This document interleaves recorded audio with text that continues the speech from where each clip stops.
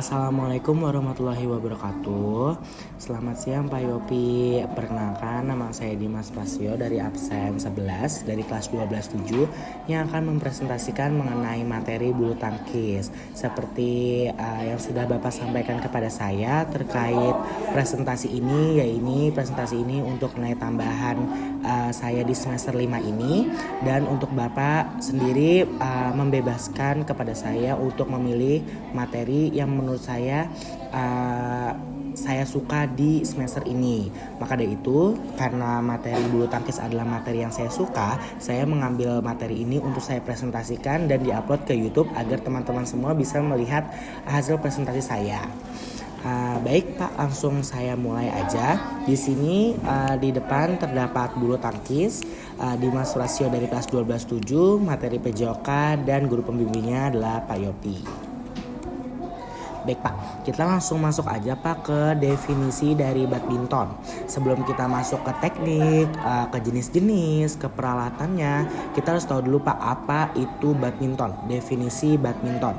Jadi bulu tangkis atau badminton ini sama aja ya, adalah suatu olahraga raket yang dimainkan oleh dua orang untuk tunggal atau dua pasangan untuk ganda yang saling berlawanan.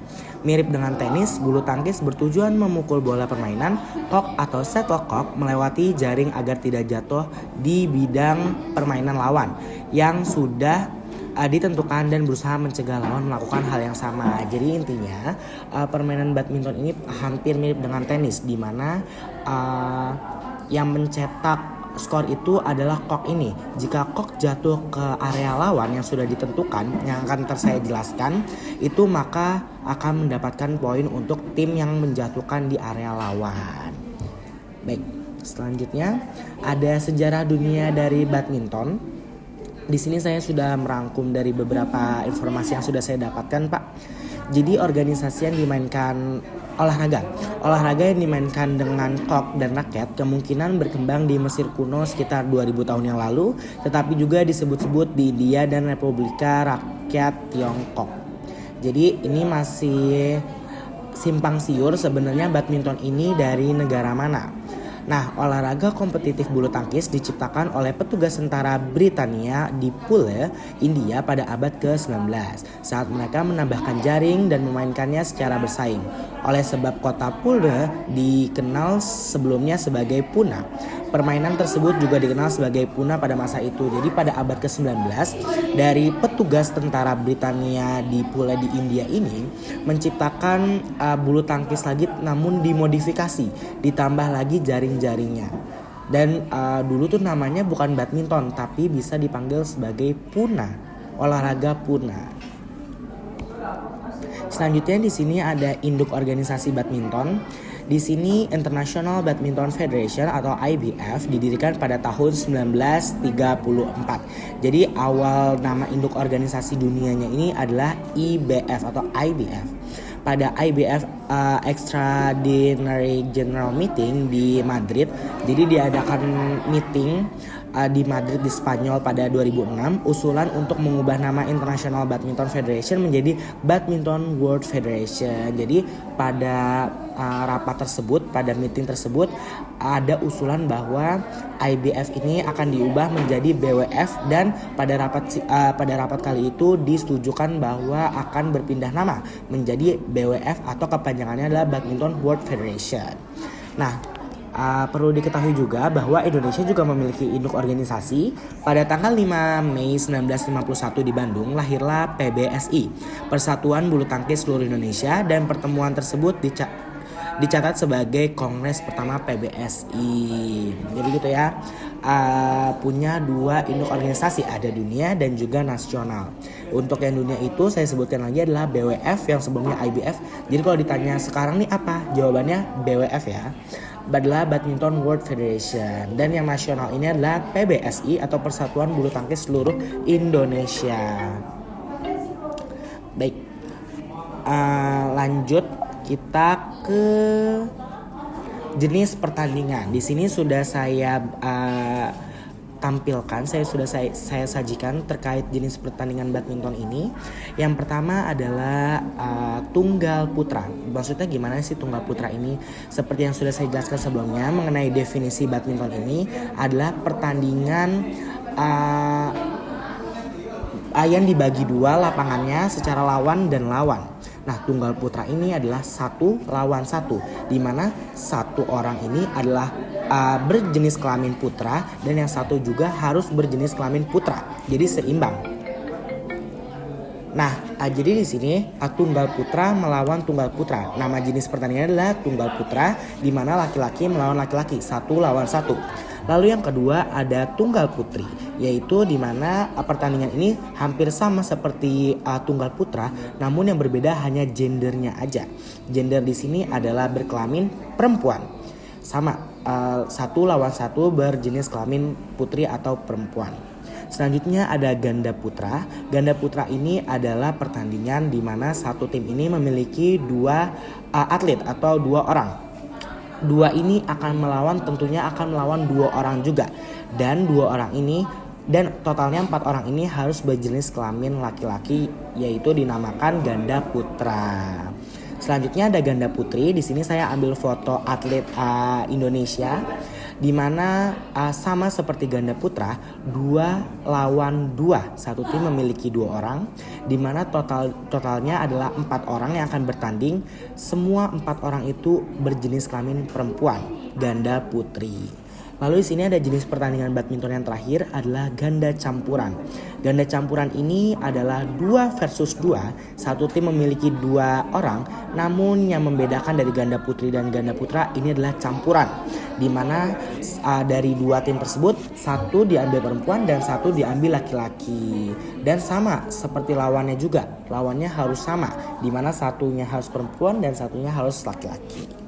Oke, jadi di sini kita udah tahu ya jenis pertandingan badminton tuh apa. Jadi ntar kalau kalian nonton di TV, kalian udah bisa bedain nih, ini tuh jenis pertandingan yang apa. Oke. Baik, selanjutnya ada ukuran lapangan dan jaring. Ini sudah saya sajikan fotonya. Sebelah atas itu 5,18 meter, yang bawah ada 6,1 itu untuk back boundary line and long surface line 4. Terus di sebelah kirinya di situ dibagi menjadi 3, ada 1,98 meter. Ini adalah area yang tidak diperbolehkan untuk melakukan servis. Lalu ada 3,96 meter, ini adalah area yang dimana para pemain melakukan servis di area tersebut. Lalu yang terakhir ada 0,76 meter. Di sini ada long service line for doubles atau buat ganda. Di sini ganda tuh doubles atau tunggal itu namanya singles. Terus kita lihat dari tiang net ini berukuran 1,55 meter. Lalu kita lihat lagi bagian atas ada sideline for doubles. Ini maksudnya gimana? Itu kalau kita bermain secara ganda, secara 2 orang satu tim, area tersebut termasuk dalam area permainan atau area cetak gol. Cetak poin. Lalu di sini ada sideline for single, di mana kalau kita bermain secara tunggal, area yang tadi itu tidak termasuk dari area cetak poin. Lalu di situ ada center line, di mana center line ini adalah pembagi antara servis pemain. Ntar akan saya jelaskan bagaimana caranya. Lapangan bulu tangkis berbentuk persegi panjang dan mempunyai ukuran seperti terlihat pada gambar. Garis-garis yang ada mempunyai ketebalan 40 mm dan harus berwarna kontras terhadap warna lapangan. Jadi biasanya diambil tuh warna hijau. Warna yang disarankan untuk garis adalah putih atau kuning karena agar terlihat dari garis masuk bola atau enggaknya. Lalu permukaan lapangan disarankan terbuat dari kayu atau bahan sintetis yang lunak. Ini ya, dan permukaan lapangan yang terbuat dari beton atau bahan sintetik yang keras sangat tidak disarankan. Karena kenapa? Karena olahraga ini rentan jatuh atau rentan apa ya? Pasti kita kalau main badminton ini kita berusaha untuk kok itu tidak jatuh di area kita. Jadi kita otomatis akan refleks untuk terjatuh agar kok itu tidak tersentuh oleh tanah lapangan atau tanah cetak gol. Nah maka dari itu kalau dari beton tentunya ntar atlet-atlet pada lecet nih, karena dari lapangannya sendiri aja udah keras dan tidak bersahabat dengan kulit kita gitu. Makanya disarankan lewat yang lebih empuk. Lalu di sini ada perlengkapan badminton. Sejujurnya perlengkapan badminton ini tidak terlalu banyak dibanding olahraga lainnya. Misal contoh kayak baseball tuh kita butuh pelindung muka, butuh sarung tangan dan lain sebagainya. Kalau badminton ini dibilang cukup simpel. Yang pertama kita harus memiliki raket. Raket ini gunanya sebagai memukul dari kok. Tentunya kalau ada raket ini kita baru bisa bermain badminton. Kalau nggak ada raket kita nggak bisa main badminton. Lalu yang kedua ini perlengkapannya adalah kok. Kok ini adalah utama dari permainan ini, karena kok ini adalah penentu poin, di mana kok kalau jatuh di area lawan itu akan mendapatkan poin. Jadi kok ini adalah perlengkapan utama dalam badminton. Lalu yang kedua ada sepatu. Untuk sepatu ini sebenarnya sepatu olahraga itu bisa digunakan, namun ada beberapa sepatu olahraga yang tidak bisa dipakai di lapangan bulu tangkis. Jadi sebenarnya ada sepatu khusus untuk memperbagus gerakan kalian saat bermain badminton. Lalu yang terakhir ada perlengkapan badminton, yaitu pakaian. Pakaian sendiri ini sebenarnya sama aja pakaian pada umumnya, pada pakaian olahraga yang dimana bisa menyerap keringat. Contoh mereknya nih ada Yonex, ada Puma, ada Adidas dan lain sebagainya. Pakaian ini sebenarnya tidak ada aturan khusus untuk menggunakan pakaian tertentu, tapi yang disarankan menggunakan yang menyerap keringat. Selanjutnya ada sistem penilaian badminton. Ya. Oke. Nah, lanjut kita ke sistem penilaian dari badminton. Sebuah pertandingan terdiri dari yang terbaik dari 3 pertandingan dari 21 poin. Setiap kali ada servis, ada titik mencetak gol. Tentunya ya, setiap kali servis pasti ada yang masuk ke area lawan. Kalau misalnya nggak ada yang masuk, berarti itu nggak akan terjadi servis karena tidak terjadi pengulangan atau pemulai permainan. Pihak yang menang rally menambah untuk skornya. Tentu pada 20 semua, sisi yang keuntungan 2 poin pertama memenangkan permainan itu. Pada 29 semua, sisi mencetak poin 30 memenangkan pertandingan itu. Sisi memenangkan pertandingan servis pertama di pertandingan berikutnya. Jadi intinya kita ini untuk mencapai skornya itu adalah 21 poin. Jika belum bisa masih seimbang 20-20, itu akan terus rally terus sampai mendapat angka paling besar. 2 kali lipat besar gitu. Bukan 2 kali lipat, maksudnya kayak 20-25 itu tuh udah termasuk 25-nya udah menang gitu. Selanjutnya ada cara memainkan badminton. Di sini saya bagi menjadi 2. Ada cara memainkan berdasarkan servis dan juga ada cara memainkan secara general. Di sini pertama saya akan jelaskan mengenai general. Tiap pemain atau pasangan mengambil posisi berseberangan pada kedua sisi jaring di lapangan bulu tangkis. Tentunya ya teman-teman, yang sudah saya jelaskan sebelumnya bahwa lapangan ini dibagi 2 berdasarkan net. Ada tim kanan dan juga tim kiri. Selanjutnya ada permainan dimulai dengan salah satu pemain melakukan servis, karena servis ini adalah pukulan awalan, pukulan memulai tandanya permainan dimulai. Lalu tujuan permainan adalah untuk memukul sebuah kok menggunakan raket melewati jaring ke wilayah lawan yang sudah saya sebutkan sebelumnya sampai lawan tidak dapat mengembalikannya kembali. Jadi tujuannya itu lawan ini nggak bisa ngembalikin kok ke kita lagi. Area permainan berbeda untuk partai tunggal dan ganda yang sudah saya jelaskan sebelumnya, bahwa yang di kanan itu yang double side itu tidak termasuk seperti yang diperhatikan pada gambar yang akan saya jelaskan. Bila kok jatuh di area tersebut maka kok dinyatakan keluar. Lalu setiap kali permainan atau pasangan tidak dapat mengembalikan kok karena menyakluk di jaring atau keluar lapangan, maka lawannya akan memperoleh poin. Dan yang terakhir adalah pemain berakhir bila salah satu pemain atau pasangan telah meraih sejumlah poin tertentu. Yang sudah saya jelaskan sebelumnya ya, poin tertentu itu seperti apa. Baik, selanjutnya ini kita masuk ke mode yang agak pusing. Oke. Di sini sudah saya bagi menjadi 7 lapangan. Maksudnya gimana sih, ini ada A, D, B, A, D, atau lain sebagainya. Jadi saya akan bahas dari yang pertama. Pertama itu adalah ketika nilai adalah love all. Servernya itu harus dari orang A. Penerimanya itu harus diterima oleh C. Jadi teman-teman, jika kita melakukan servis, kita harus melakukan diagonal A ke C. Berarti kalau B kemana? B itu selalu ke D, nggak bisa B itu ke C. Depan itu nggak bisa. Jadi permainan bulu tangkis ini harus di servis berdasarkan diagonalitas. Jadi itu ya teman-teman, untuk pertama itu A ke C. Jika skornya adalah love all, masih 0-0 nih. Selanjutnya nih ada lapangan yang kedua ketika skor adalah 1-0. Nah, di sini servernya adalah A, pengservisnya adalah A, penerimanya itu adalah D. Ada yang bingung nggak nih? Kok ada yang berubah?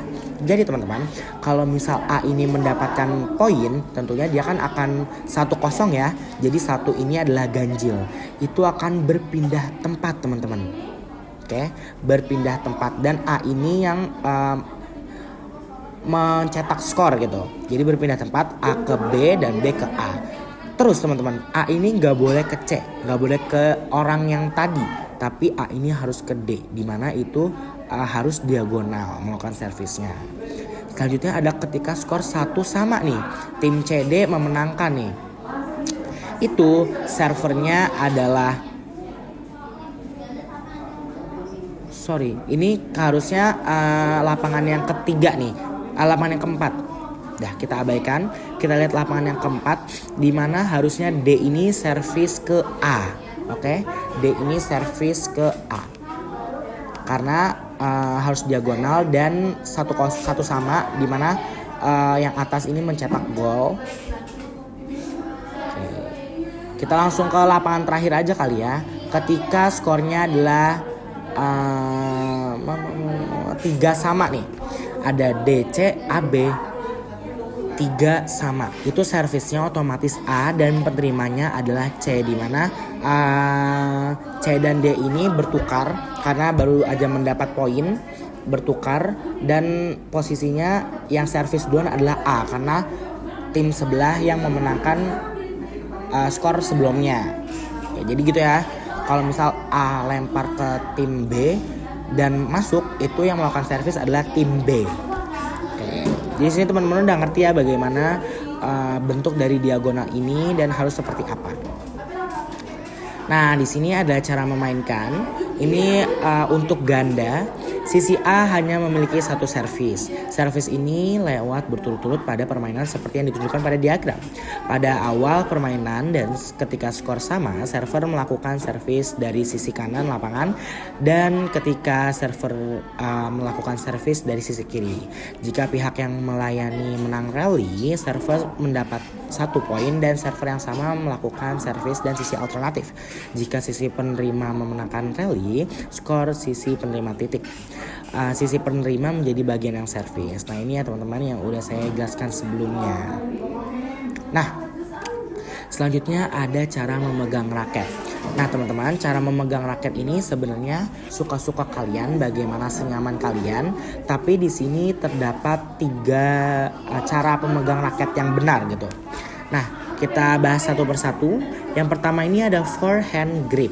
Nih ya teman-teman, saya pegangan raket ada 3 macam, yaitu ada forehand.